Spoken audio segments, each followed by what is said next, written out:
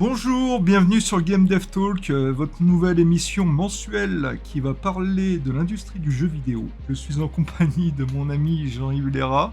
Alors moi, ma passion du jeu vidéo, je l'ai depuis tout petit. L'objectif de ce talk show, c'est de parler de développement de jeux vidéo, de parler de l'industrie, etc. Et d'une manière qui est pas trop technique non plus pour pas perdre les personnes qui n'y connaissent rien, mais aussi être intéressant pour les gens de l'industrie. C'est le genre de choses, c'est le genre d'expérience effectivement que j'aime faire. Plus d'ailleurs que finir mes jeux, ou plus que finir mes projets, quelquefois. Pour la génération PS3, t'es pas passé à côté de grand-chose. Ça commence à coûter cher de jouer. Oui, avec des PS5 Pro décentes en termes de tarifs, jouer ça va devenir un luxe en fait. Je sens déjà les commentaires qui viennent là-dessus. J'ai commencé donc sur l'Amstrad CPC. Je vois ton intérêt du coup pour des vieux systèmes. Et puis j'ai eu aussi la période cassette où ma mère a pété une bielle parce que il prenait ses cassettes de Patrick Bruel pour écrire dessus. Et ça faisait... Ah, comme un bon vieux modem de l'époque. Et on a vu aussi Internet beaucoup changer, avec les premières pages perso de club Internet, en Migal.org. HTML, voilà. On a connu l'ICOS avec ses pubs complètement claquées.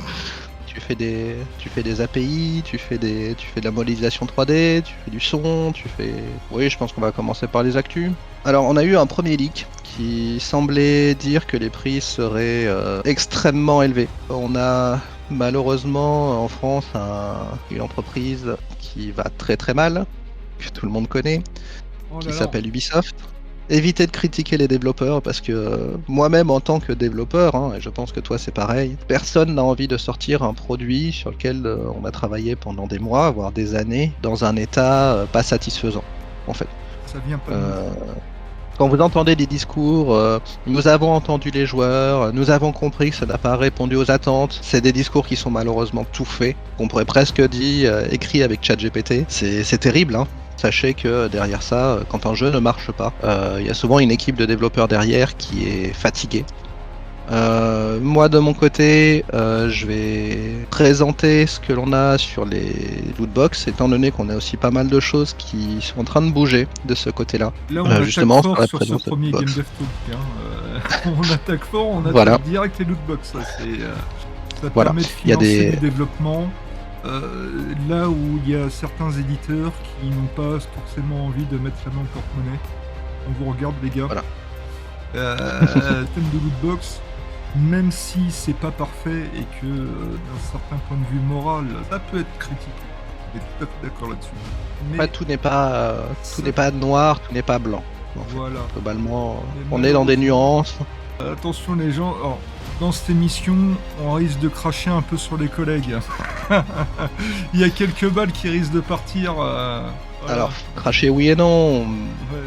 Mais bon, voilà, malheureusement, le cas d'Ubisoft est finalement pas si surprenant, étant donné que ça fait des années qu'on voit Ubisoft assez peu renouveler sa gamme de jeux, assez peu prendre de risques, malheureusement. Là, le dernier jeu en date qui va vraiment mal, c'est Star Wars The Close.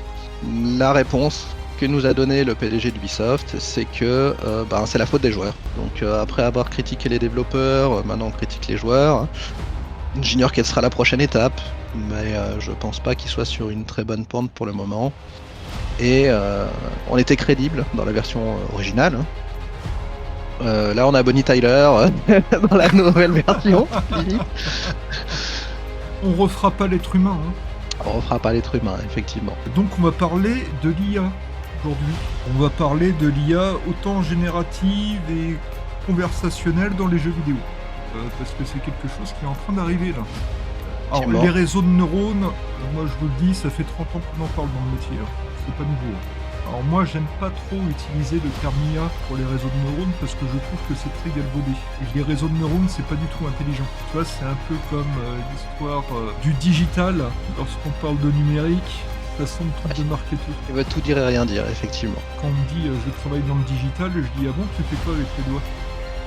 Il appuie sur un clavier, sur une souris, un pad.